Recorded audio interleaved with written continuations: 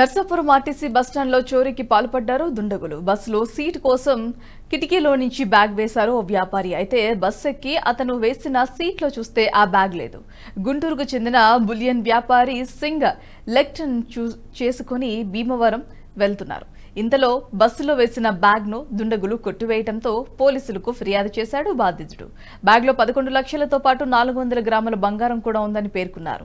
చోరీపై case నమోదు చేసుకున్న పోలీసులు దర్యాప్తు చేపట్టారు.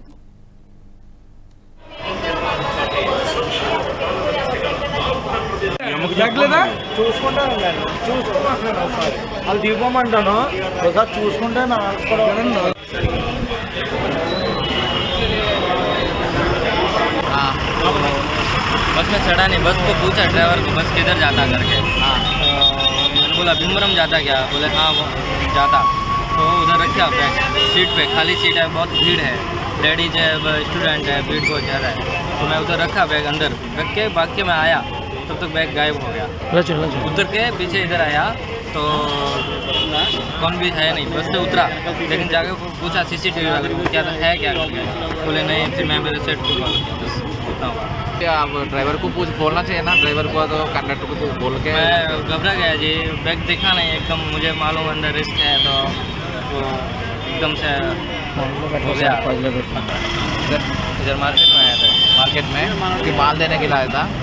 नहीं, तो कुछ पैसे लेने के लिए। पैसे लेने के लिए आया था। सेल्स के लिए? सेल्स नहीं है। सेल्स नहीं है। पैसा कितना था? 11 लाख। 11 लाख। गोल्ड कितना? गोल्ड का कैलकुलेशन में था 200 kg। 200 kg नहीं जी, 200 ग्राम चिल्लर रहता, 200 ग्राम सर। इन मटेरियल क्या है? प्योर गोल्ड है, नहीं तो प्योर गोल्ड वो बना वाला चीज़ है, नहीं तो प्लेन है? प्लेन 24। ओ बिजनेस